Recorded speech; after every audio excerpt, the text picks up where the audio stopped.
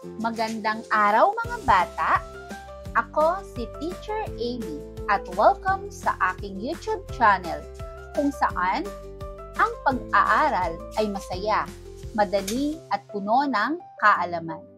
Huwag kalimutang i-like, share, subscribe at itap ang notification bell. Paki-like na rin ang aking Facebook page para hindi ka mahuli sa mga susunod na aralin. Tara na! Matuto tayo ng magkasama. Mathematics 1, Quarter 1, Week 1. Counting numbers. Learning competencies. The learners will be able to count up to 100. Includes counting up or down from a given number and identifying a number that is one more or one less than a given number. Read and write numerals up to 100 and recognize and represent numbers up to 100 using a variety of concrete and pictorial models. Example, number line, block or bar models, and numerals. Day 1, Quarter 1, Week 1. Learning objectives. At the end of the lesson, the learner should be able to 1. Count up to 10. 2. Recognize and represent numbers 1 to 10. 3. Count up or down from a given number up to 10 and down to 1. And identify a number that is one more that or less than a given number up to 10. Our lesson for today is a review of numbers 1 up to 10.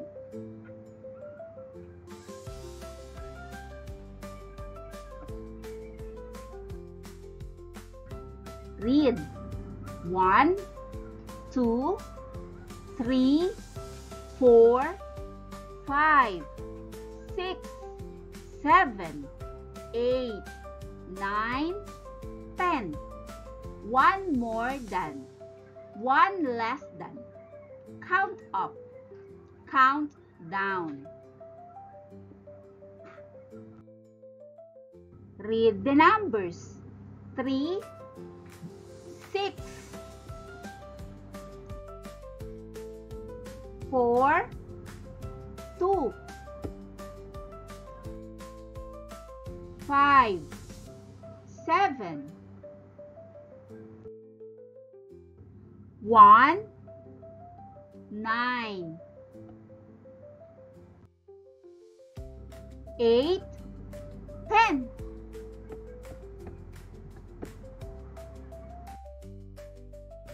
Each row work as a group.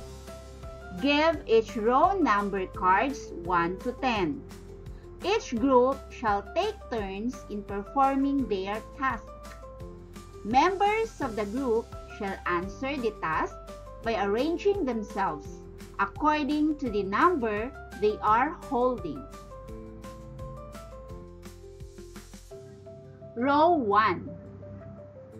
Show how you will count from 1 to 10 and show how you will count from 10 down to 1. Row 2. Show how you will count from 2 to 10 and show how you will count from 10 down to 2. Row 3. Show how you will count from 9 down to 5 and show how you will count from 5 to 9. Row 4. Show how you will count from 10 down to 3 and show how you will count from 3 to 10. In counting, we use the numbers 1 to 10. We count following the order 1, 2, 3, 4, until 10.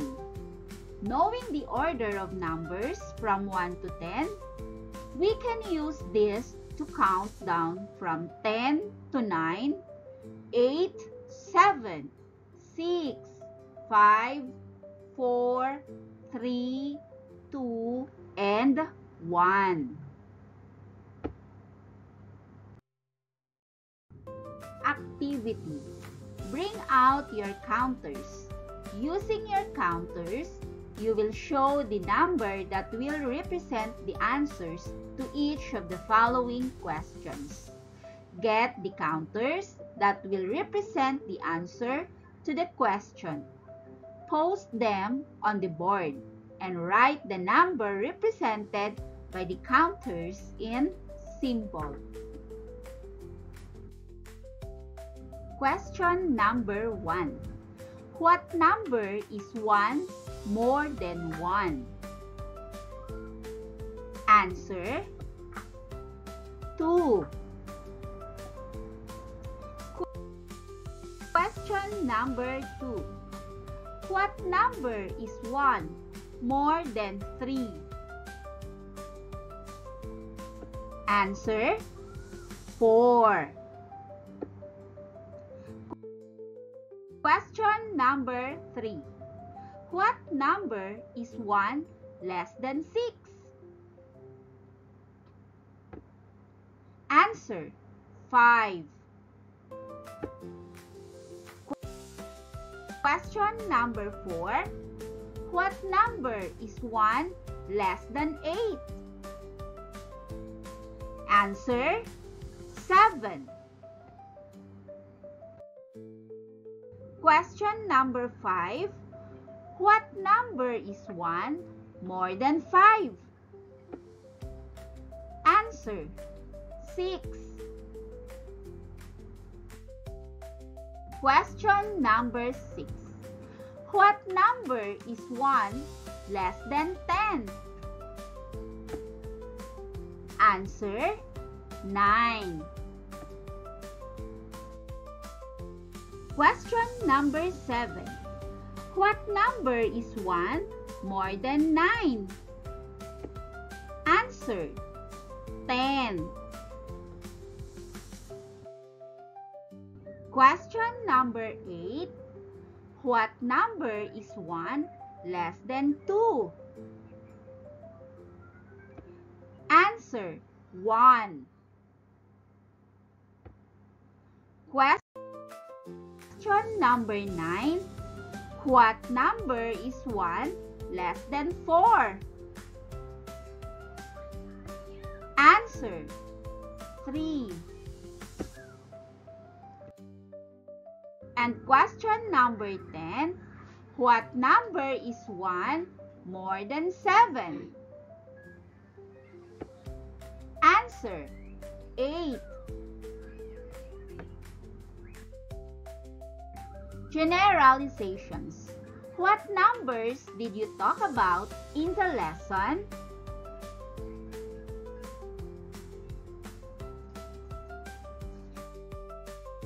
Day 2, Quarter 1, Week 1. Learning objectives. At the end of the lesson, the learner should be able to 1. Recognize and represent 0. And number 2, read and write numbers 0 to 10 in symbol. What is your intuitive idea of nothing? The word nothing. N-O-T-H-I-N-G.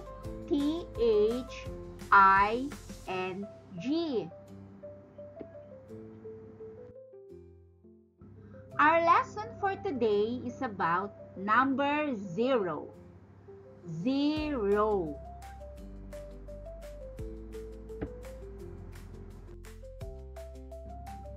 Let us read. Nothing. 0. 1.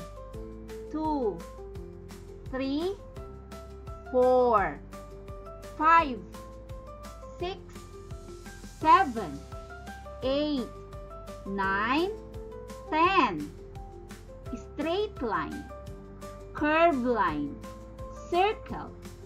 To the right, slant, going down. How many leaves are left in the stalk?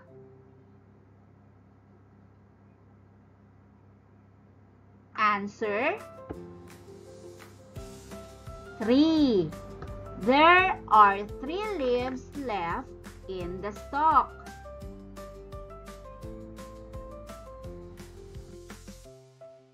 How many leaves are left in the stalk? Answer: 2. There are 2 leaves left in the stalk.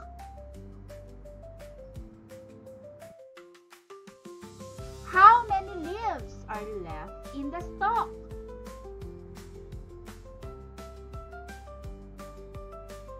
Answer: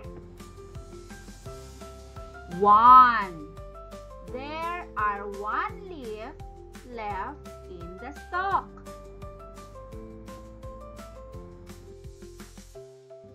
How many leaves are left in the stalk? Answer: 0. There are 0 leaves left in the stalk.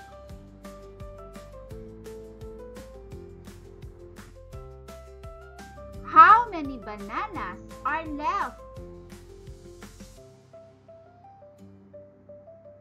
Answer: 2. There are 2 bananas left.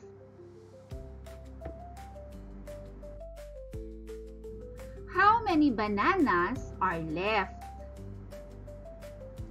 Answer: 1. There is 1 banana left.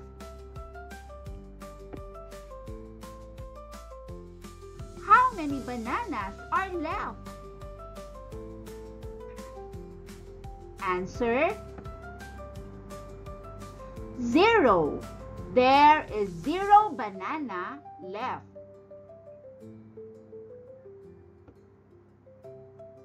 Zero means nothing.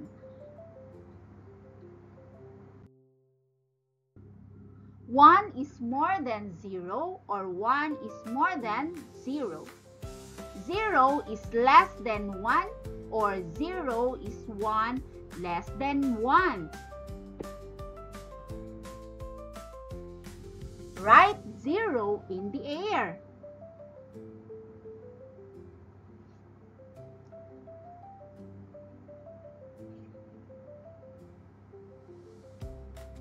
Get your show me board and practice writing 0.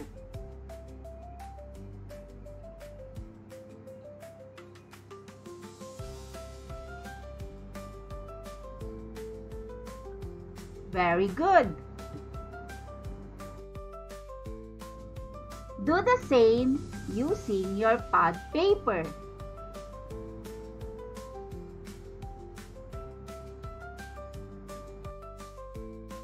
Read the numbers. Practice writing the numbers in air using your fingers.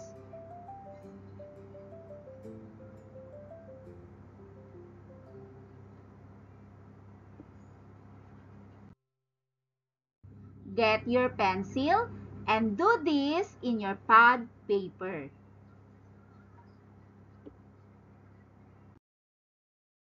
Generalizations. What is 0? Give situations where 0 can be applied. Example, tricycle inside the classroom. Fish pond inside the classroom. What numbers did you write? And how did you write them? Sit work. Study the pictures and answer the questions based on the pictures. Lisa has guavas for snacks. Manuel has bananas for snacks. How many guavas and bananas are there? Answer. There are 2 bananas and there are 4 guavas. Lisa shared 2 guavas to Manuel. Manuel shared 1 banana to Lisa. How many guavas and bananas are in each plate?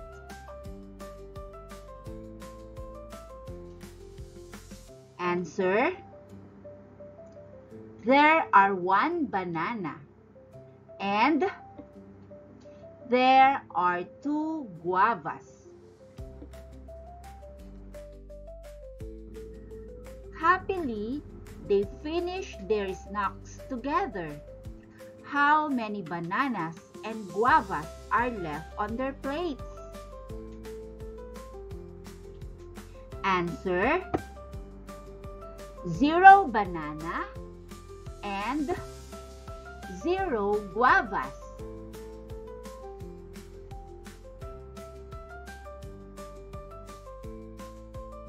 Day 3, Quarter 1, Week 1. Learning objectives.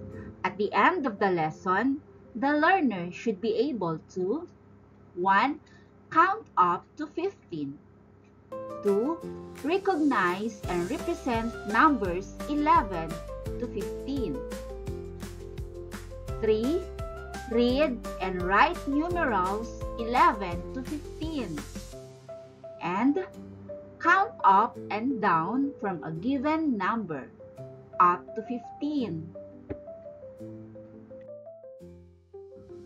What is your intuitive idea of numbers 11 to 15?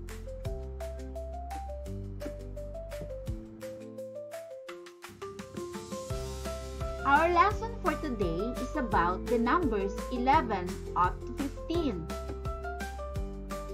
11, 12, 13, 14, 15. Let us read. 1, 2, 3, 4, 5, 6, 7, 8, 9, 10, 11, 13, 14, 15, tens, ones, one more, then, one less than, unit, long. Let's have a group activity. Have each row as one group. There will be 4 groups. Rows 1, 2, 3, and 4. Each group will receive a marker pen and a copy of the table as shown.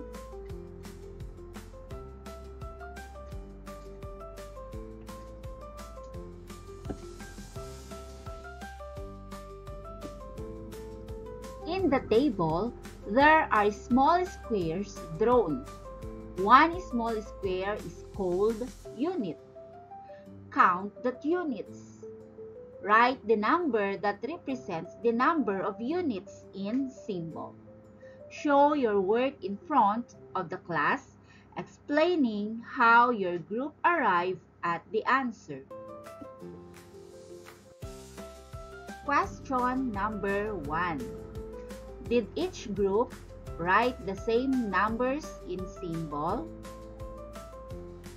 Question number 2. Did each group count the same number of units? Question number 3. Did each group have more than or less than 10 units? Question number 4. How did your group come up with the number and the symbol that represents the number of units?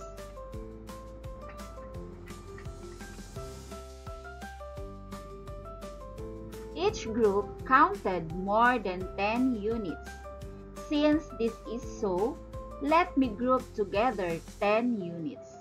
Let us now call this group of 10 units as 1 long. This 1 long is the same as 10 units. Let us arrange the units to have 1 long in.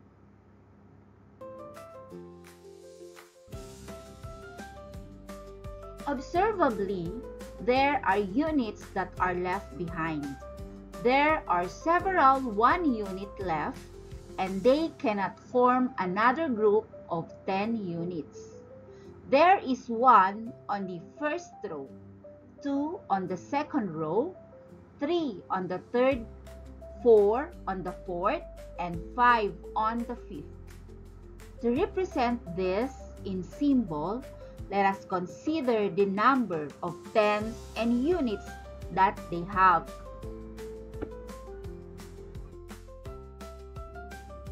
Under tens, let us write the number of long each row has.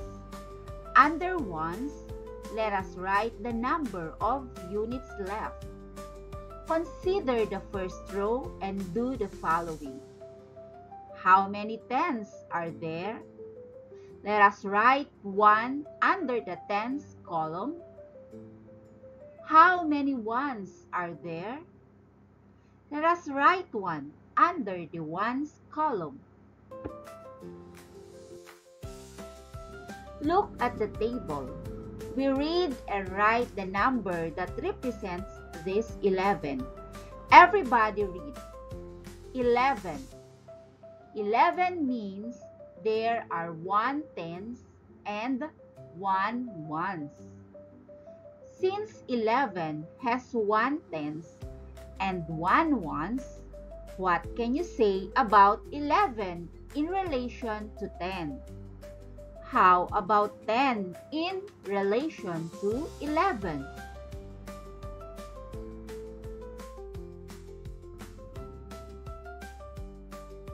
Do the following.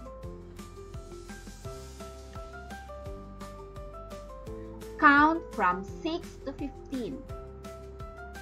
Count from 2 to 12. Count from 14 down to 7.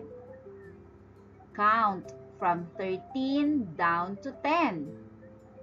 Count from 5 to 15. Practice writing the numbers in the air.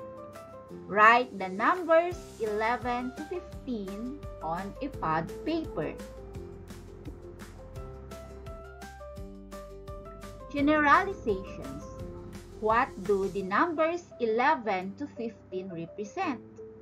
How are the numbers 11 to 15 written in symbols? Give what is asked. Write the number of cookies each plate has on the blank provided. First plate. How many cookies are there? Answer. There are 15 cookies. Second plate. How many cookies are there? Answer. There are 12 cookies. Third plate. How many cookies are there?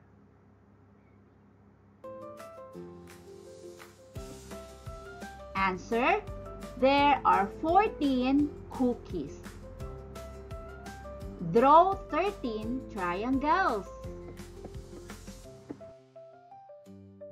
Day 4, Quarter 1, Week 1. Learning objectives. At the end of the lesson, the learner should be able to count up to 20. Recognize and represent numbers 16 to 20. Read and write numerals 16 to 20. Count up and down from a given number up to 20 and identify a number that is one more than or less than a given number up to 20.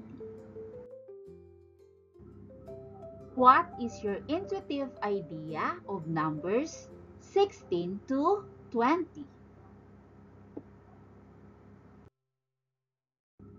Our lesson for today is about the numbers 16 up to 20. 16, 17, 18, 19, 20. Let us read. 1, 2, 3, 4, 5, 6, 7, 8, 9, 10, 11, 13, 14, 15, 16, 17, 18, 19, 20. 0, tens, ones, one more than, one less than.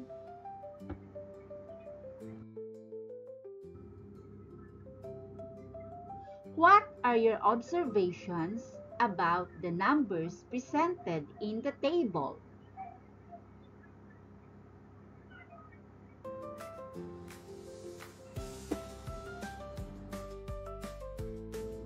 Some possible observations are: the numbers are different.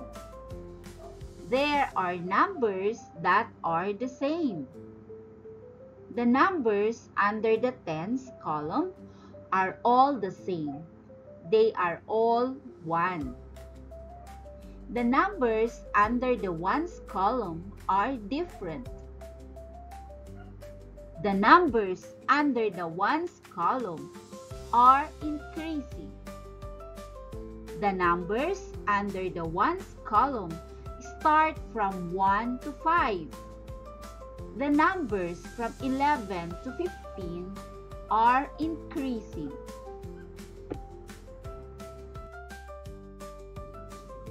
All these numbers 11 to 15 have 1 under the tens column. Let me extend our table and have another row. Let us write 1 under the tens column. Unlike in the tens column, the numbers in the ones column increase from 1 to 5. In that case, what number is next to 5?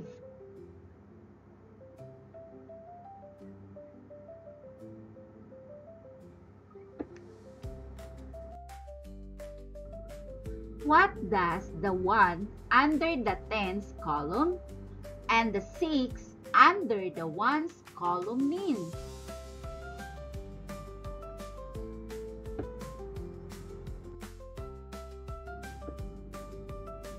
We read and write the number that represents this 16. Everybody read 16. 16 means there are 1 tens and 6 ones. What can you say about 16 in relation to 15? How about 15 in relation to 16? Question number 1. What follows after 9? Question number 2. Can we have another group of 10 then? Which mean another 1 tens to replace the 10 ones. Where do we place now our 1 tens?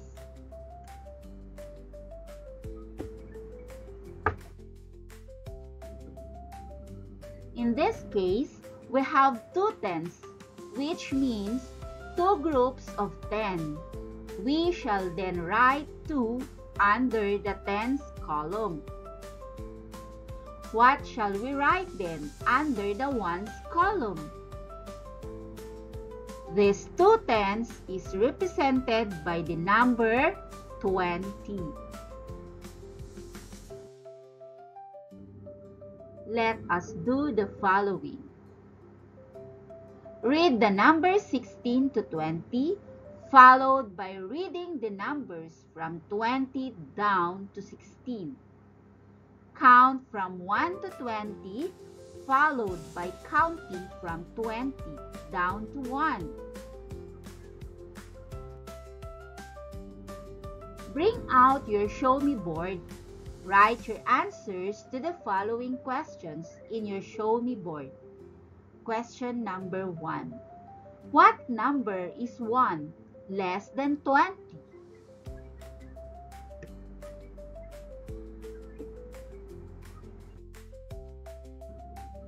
Question number 2. What number 1 more than 15?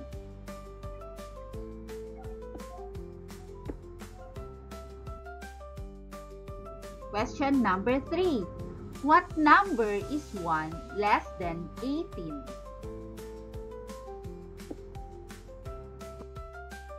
Question number 4. What number is 1 more than 10? Question number 5. What number is 1 more than 14? Question number 6. What number is 1 less than 13? Question number 7. What number is 1 less than 15? Question number 8. What number is 1 more than 12? Do the following. Practice writing the numbers 16 to 20 in the air.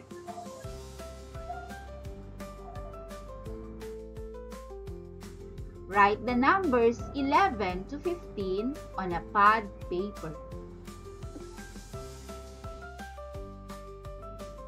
Generalizations. What do the numbers 16 to 20 represent?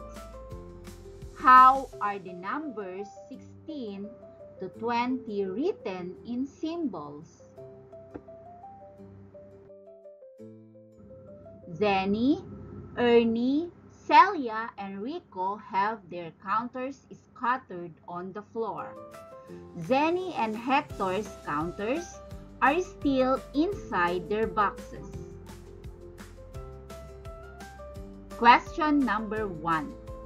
How many rubber bands does Rico have?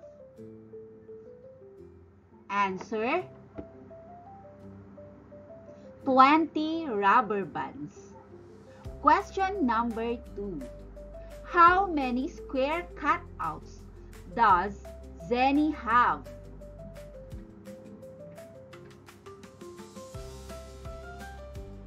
Answer: 19 square cutouts. 3. How many bottle crowns does Celia have? Answer: there are 17 battle crowns. Question number 4. If Celia has one more counter than Hector, how many counters does Hector have?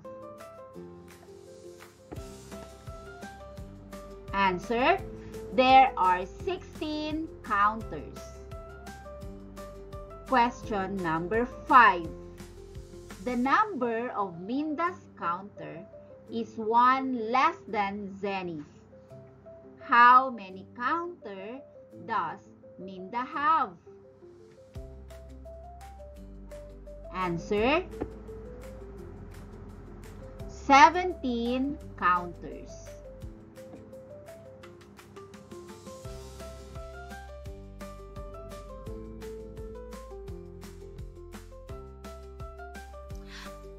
Maraming salamat! Huwag kalimutang i-like, share, and subscribe para sa susunod na mga aralin.